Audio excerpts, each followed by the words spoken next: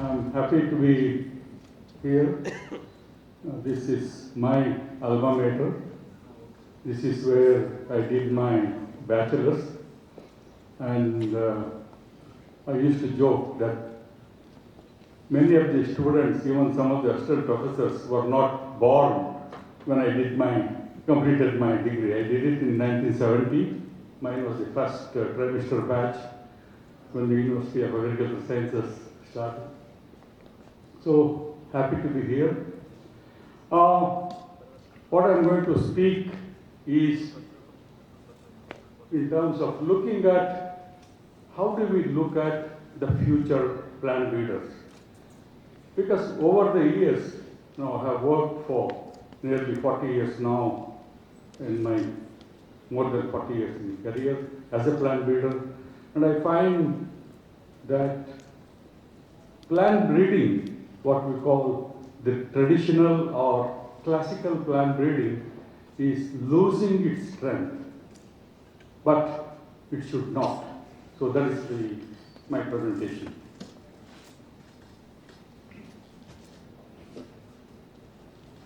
Okay, I'm not going to spend time on that except mentioning that population is going to increase and we need to increase food production. That is the theme. Okay, I'm also not going to spend too much time on the whole slide on what is plant breeding, but just read the last bullet. Plant breeding is both science, also an art of selecting the desired plant types. I put in brackets with good eyes and visual evaluation, because nowadays many people, even some of the presenters, talked about molecular breeding and all that. Fine, it is good, helps the plant breeder, but if you don't do the visual selection in the field, then all is gone. What plant breeding can do, you can see here corn, which was only 19 millimeters original, and now we have 190 millimeters with several other added things. I just put it as an example of what plant breeding can do over generations. What has plant breeding done in terms of increasing yields? Just gave one example of wheat yields in the UK between 1892 to 2002. You can see how it has gone up, especially look at when scientific breeding and agronomy happened, there was a big jump and a steep jump in terms of productivity. Look at the other side in terms of global availability of land. Why I'm telling this is that we are going to have less and less of land, which means we need to produce more per unit of land. As you can see here, total potential arable land is going to actually become less and less because of loss of land due to many causes. Many of you know that. But if you look at this curve, land needed to feed the human population, it is going up. And this small gap is the lifetime of a child born today. Which means it is going to potentially increase to a large extent, and that's why we need plant breeding to produce more per unit of land. This is the example to say that by increasing crop productivity, we are actually using less and less of land, but produce the same amount of food. I'm not going to talk about the different milestones, except to just indicate what has happened all through the years, including the latest gene editing using CRISPR-Cas9. Major activities of plant breeding, many of us know. I just put it for your reference only. But the last line I wanted to emphasize, because many people think that once you develop a variety, you release the variety, then end of it. But we need to look at production of quality seeds of those selected promising lines, and then you need to ensure that quality seed reaches the farmers. And this is something that is missing in most of the public research institutions. Of course, the private sector is doing it. Some of the public sector institutions are doing, but not all of them, and not in sufficient quantity. That is very, very important. That is one of the major responsibility of the breeder, but many breeders forget it.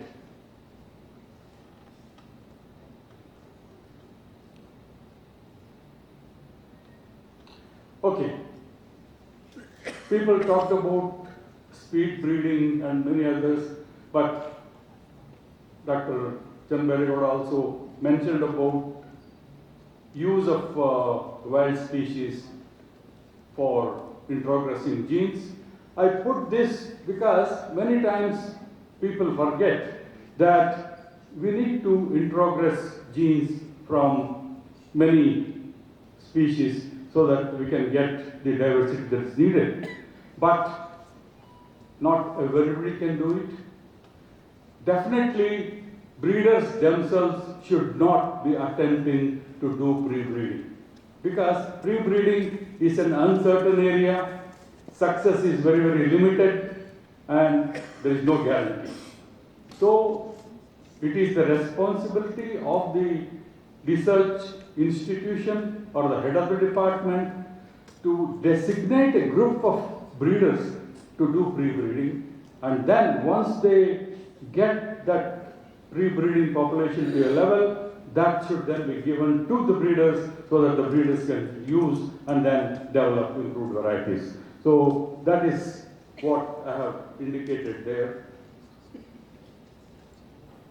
Again, a few people mentioned about it, but I think more and more people who are now involved in breeding are forgetting that the basic germplasm has to be used. What is happening now is people have their own collection of 15, 20 or 100 varieties in their collection. They just go on crossing one with the other. But we need to also use the germplasm. But a study done at ICRISAT, we learned that only less than 1% of the germplasm is being used currently. This needs to be improved. And how this can be done is, of course, there are many reasons, but people have developed what we call core collections, that is, making 10% of the whole collection, so that that becomes a little more comfortable and wieldy for the breeder to handle. So because of the reduced size, this core collection can be evaluated extensively, and then they can choose the parents for crossing program by the breeders. But then there are of course several core collections around the world. I am not going to emphasize there. But is developing core collection really helping people? Not really, because for example, you take the rice germplasm collection in Erie. The germplasm collections, as I remember, was 1,20,000 or something. So if you take a breeder who is recently employed and make him stand near the gene bank in Erie, what will he or she select?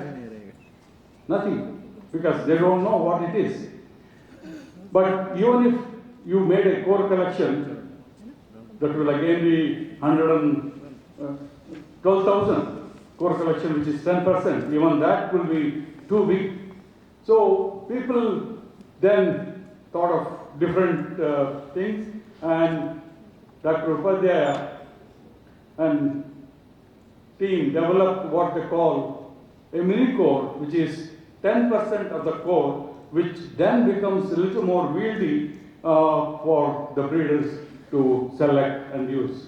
So these are the mini core collections around the world, and people from ICARDA, they use a technique called fixed focused identification of germplasm, wherein they can select based on the geographical locations where it was collected and then use that for breeding.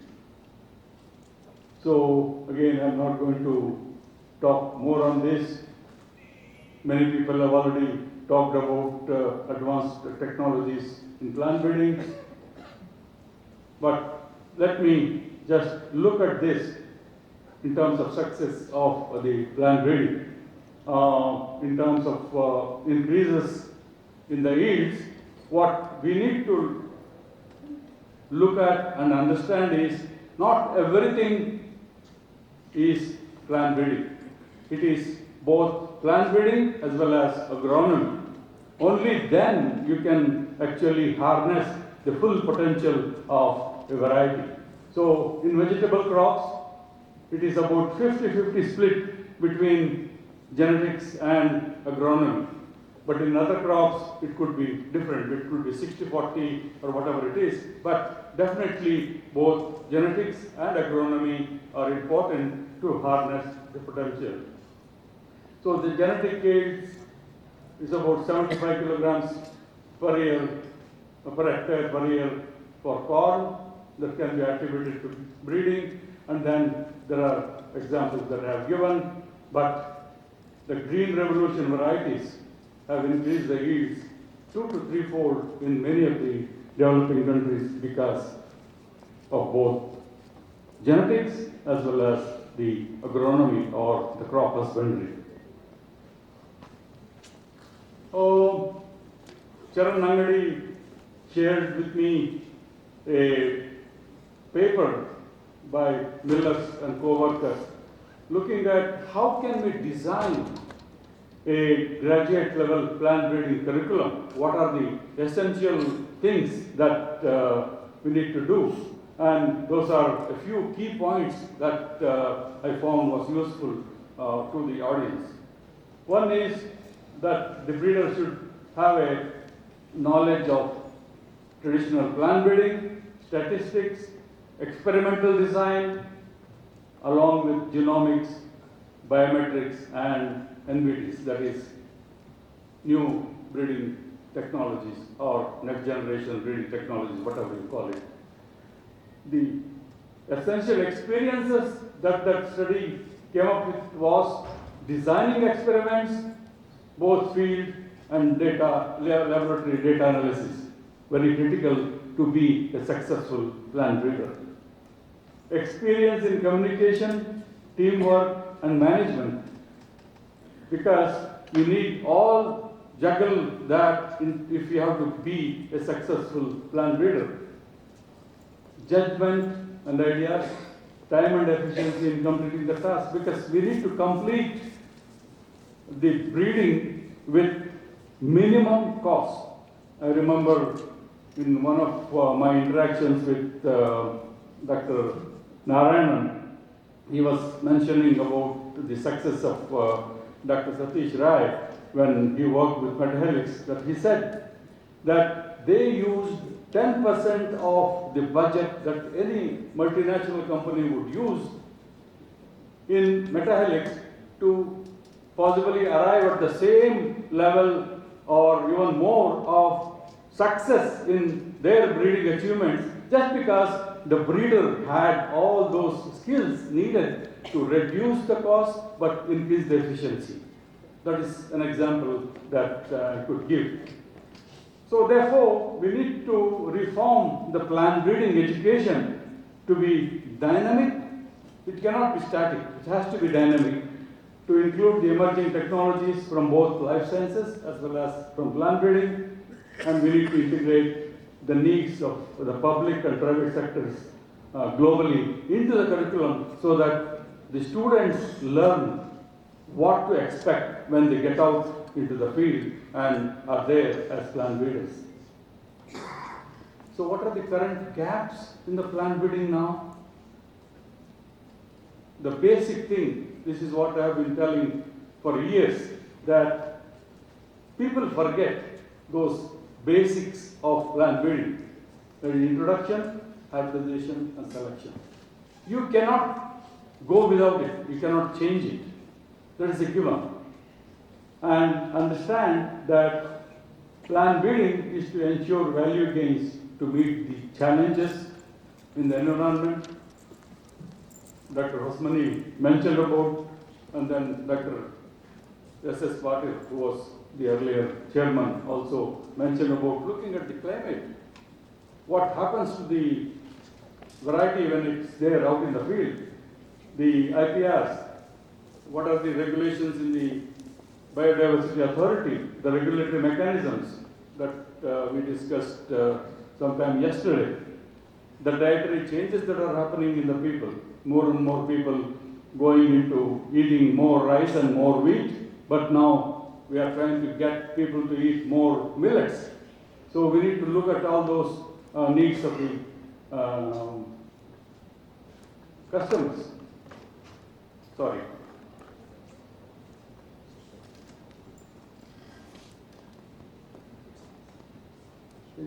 Jumped. Need to know have the knowledge of agronomy, physiology, pathology. As a breeder, needs all the knowledge, but if not, then we need to involve all of them. Excessive emphasis on theory and less on practical training, including field selection and tests. This is one of the current gaps. One of the things that I have been discussing with people is plant breeders get recruited and then put into the job. But it is not like any other job. Plant breeders need mentoring. You need to have a senior who can be there with you in the field and then guide you through maybe 2 seasons, maybe 5 seasons, so that people know what it is to grow a crop from seed until the next seed comes and harvest and then see what is selection and how to do that. So that is missing, and that's why I said we need mentors, we need guides for the younger breeders, similar to what was happening in the earlier Gurukul system, where Guru and Shishya system was there and Guru was always there to give a helping hand. And many people, when I was in ICSAT, I was insisting on that. Breeders not visiting the field. In fact, as the director of the program and as Deputy Director General, I was going into the field at 8:15 every day. Although I was not breeding at that time, but I used to go to the field to make sure that the breeders are there in the field, not in front of their computers. Because if the breeders are not there in the field, then they cannot be doing their jobs. They are not breeders at all. So that is why I was insisting that breeders should visit the fields, because people thought everything can be done in the computers. And talking to the plants, and then again, I re-emphasize that people now, the young breeders, have limited experience of seed production and distribution system. Again, coming to the paucity of hands-on experience in nursery management, emasculation, pollination, because when I joined as a breeder in chickpea, because I had already worked in chickpea for 5 years for my MS and PhD, I could sit and do process in the field, because if I tell my assistant that your success in hybridization is not good, he'll say, sir, show me how to increase the efficiency. So if I can't show, then I can't be demanding also. So those are the things that I think the current generation of plant breeders need to realize that there is a need. Of course, knowledge of quantitative and population genetics, many people mentioned about it. Conventional plant breeders not using the new breeding tools. And I said here, the so-called molecular breeders. In fact, many times I have had arguments with people.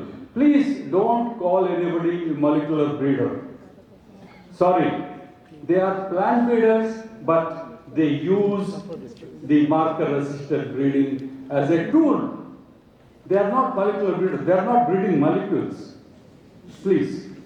So I used to have a heated argument, but I think finally people now realize that that terminology, molecular breeders, was ill-conceived.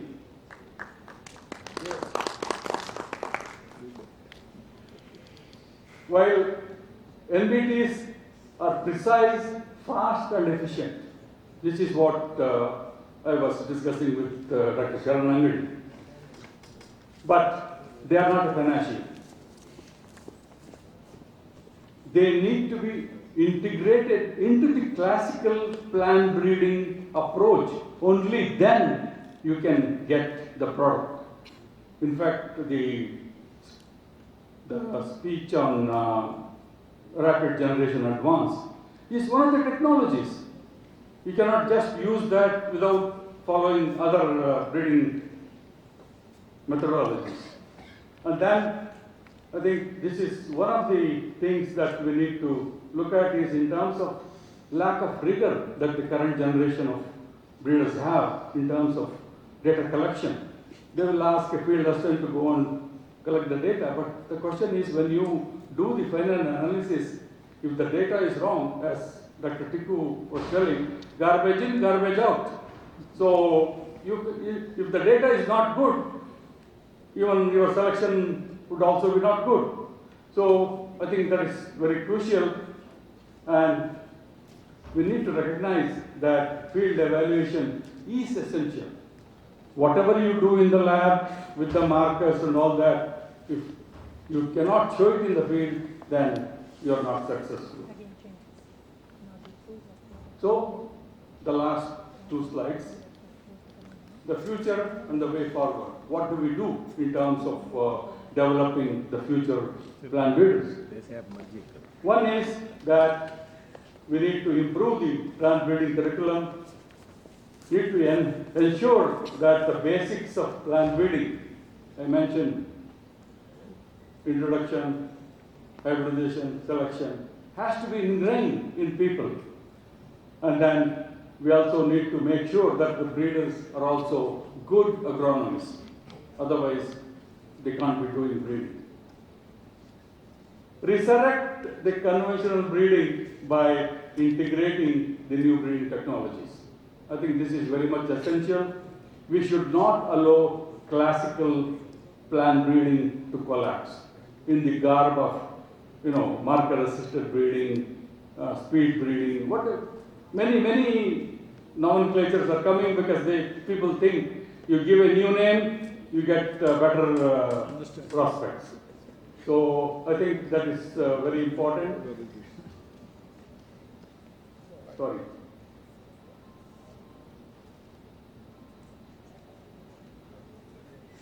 We need to build on those strengths of those new breeding technologies, but still be rooted to the conventional breeding and field evaluations. Breeders should know how to use the resources, both financial, land, labor, etc., so that they can be better managers to achieve more by spending less, so that the institution or the seed company becomes more earning in terms of their finances. Need to include genes from the diverse species, genera, or genes across plants and then also animals if needed in the future.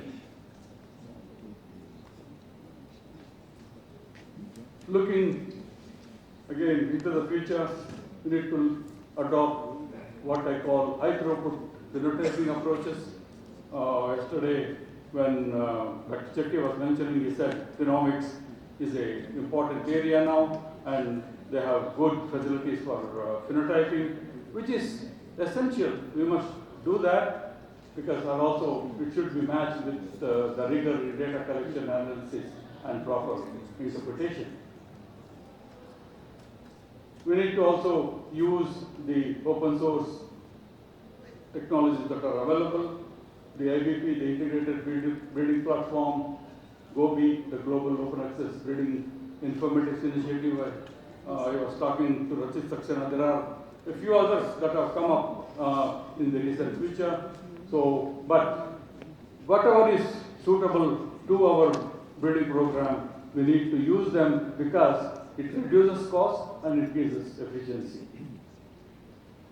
And I talked about the mentorship. I think the private sector seed industry should include this mentorship program for young breeders.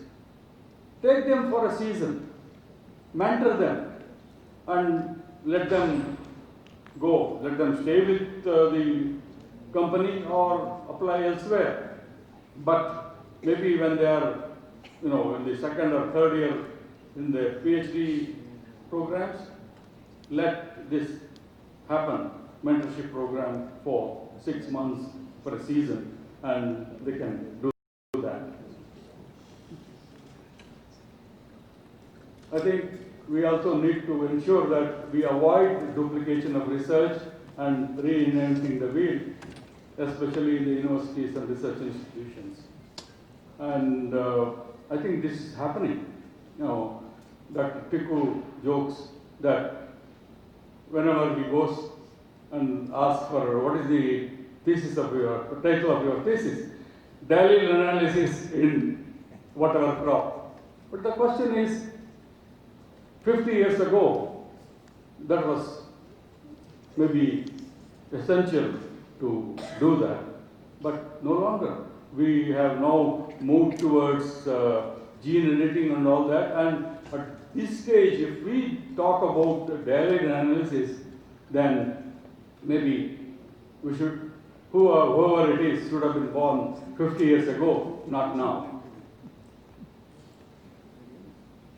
And this is something that whenever I talk to the directors of research or vice chancellors, I always tell them, look, even if you have 4 or 5 campuses in your university, but ensure that you have only one centralized lab for genomics and bioinformatics.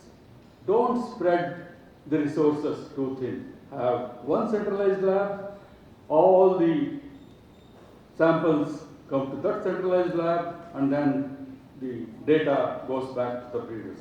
Only then you can be cost effective so that your machines run effectively. Somebody is there to repair them or manage them, but don't put the same machines as is there in Dharwad, in Hanmanmatti, because nobody will be able to manage them in Hanmanmatti compared to what somebody can do it in Dharwad campus. So we need to have that centralized lab facility. Finally, again, re-emphasizing, breeders must visit the fields daily to be effective and efficient. I think that is very, very essential. I think this is the crux of what I wanted to share with you, and with this, I thank all of you. Thank you very much. Just a plan brief today. I have 2 questions. One is germplasm exchange. It's a very important resource for plant breeders. Public is good with that, but the private is handicapped with a very limited resource of germplasm. It's not flowing normally what is expected compared to old days. What is your suggestion for that?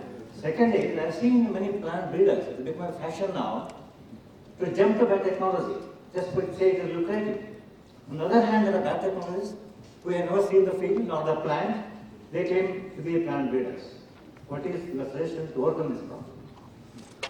Oh, people have that if I share my germplasm, my breeding material with somebody else, even within the university, They will not do it.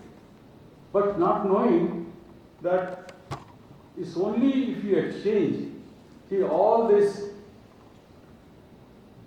crops from different parts of the world are being grown in different parts of the other countries, just because in those days people exchanged freely without second thought. If you don't do that, then you cannot make progress. I think it applies to the person who has that germplasm, also to the person who is asking for germplasm. If somebody is asking for germplasm, he or she should also be willing to give germplasm. So it has to be a two-way traffic. But in terms of the second question you had, I think people jumping to biotechnology, no, I don't blame them, because that is something that allows them greater opportunity for jobs. But even if that is needed, people need to be aware of the technologies, but they should not forget the basics of planning. Thank you. Dr. Tiku?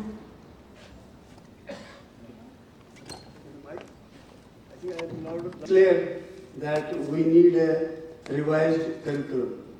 We need to integrate these two so that people can benefit, because same syllabus cannot go on and on. That's my one comment. The second comment I want to make, for the young breeders especially. If you look at Ashwara Rai's parents, you cannot predict Ashwara Rai. Can you? So please, in your heterosis breeding, don't only look at the plant, you also need to look at the combining unit. Then only you will succeed to breed a hybrid. Very, very important. You cannot predict only on, but if you are working on vegetables, you are also breeding for heterosis for cosmetics. The shape, the size, the color has to be precise, or else your product cannot go to the market. So keep that in mind. You need to breed for cosmetics also, and there is heterosis for cosmetics. So remember that. Just 2 comments. Thanks. Thank you. Included all, both marker-assisted selection, gene editing, GMOs. Maybe in one of the slides the GMOs was there, but maybe I didn't emphasize that. But in the NBTs, new breeding technologies, GMOs are also part. In one of the things I said, we need to get genes from genera, from other plants, and possibly from animals. So if GMO is not there, we can't do that. Very good.